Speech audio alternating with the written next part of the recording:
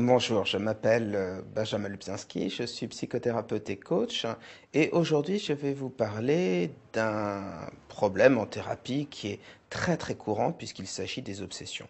La première chose que j'ai envie de vous dire, c'est que les obsessions font partie des problèmes normaux. N'importe qui à n'importe quel âge peut commencer à développer une obsession. C'est comme les phobies, c'est comme les crises d'angoisse, c'est comme les TOC. C'est quelque chose de facile à régler en thérapie et quelque chose de très très courant.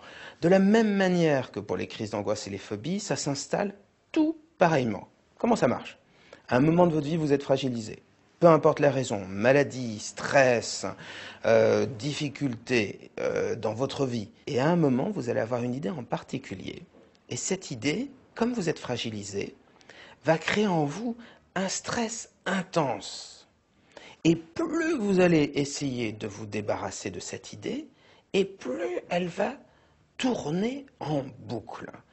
Pourquoi est-ce qu'on a une obsession? C'est lié à un phénomène qu'on appelle la réactance. Alors, la réactance a d'autres noms beaucoup plus amusants. On parle de principe des éléphants roses. Et puis même Confucius en parlait déjà, et lui, il parlait de principe du singe blanc. Mais l'idée est exactement la même. Comment ça marche? Si je vous dis, ne pensez pas à un éléphant rose, surtout ne pensez pas à un éléphant rose. À quoi est-ce que vous pensez? À un éléphant rose, bien sûr. Et c'est exactement la même chose pour les obsessions. Plus on essaye de lutter contre ces idées, et plus elles ont tendance à tourner en boucle. Alors ne vous en voulez pas, c'est pas vous qui avez décidé un jour d'avoir une obsession, ça vous tombe dessus comme une grippe. Mais ce qu'on va faire en thérapie, c'est faire en sorte de vous apprendre à bloquer ces ruminations, à faire baisser votre stress. Et donc les obsessions ne sont pas le signe d'une dépression masquée, c'est pas quelque chose de terrible, c'est pas quelque chose, un problème au niveau du cerveau, non, c'est une difficulté qui peut arriver à n'importe qui, comme une déprime, comme une phobie. Alors, je ne suis pas en train de nier la difficulté que c'est à vivre. En revanche, ce que je vous assure, c'est qu'en thérapie, ça se soigne bien. Alors, moi, j'ai deux conseils à vous donner. Évidemment, les médicaments qui fonctionnent. Généralement, on prend des antidépresseurs, des anxiolytiques. Ça a de très bons résultats, mais il est important en parallèle de faire une thérapie ou même sans passer par la case anxiolytique et antidépresseur, vous avez deux types de thérapies qui ont des résultats très très sûrs sur les obsessions. Vous avez les thérapies cognitives et comportementales. Alors ça, vous trouverez des thérapeutes pratiquant ce genre d'approche partout en France.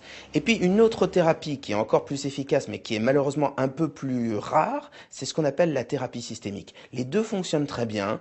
L'intérêt, on va dire, de la thérapie systémique sur les thérapies cognitives, c'est simplement qu'il y a un gain de temps très appréciable puisque ça se passe sur une dizaine de consultations où en moyenne pour les TCC, il faut compter le double. Mais ne vous découragez pas, consultez, dirigez-vous de préférence vers ces deux approches de thérapie qui sont très très pragmatiques.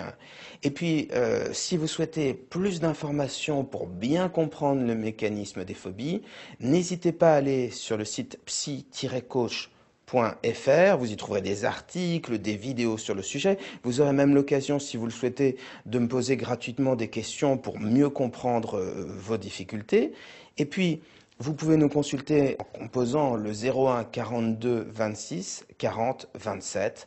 Alors, surtout, ne culpabilisez pas de trop penser, ne vous en voulez pas, vous ne l'avez pas décidé, et quel que soit le sujet de vos obsessions, ça se traite très très bien. Donc, ne restez pas avec. Prenez votre courage de main et consultez.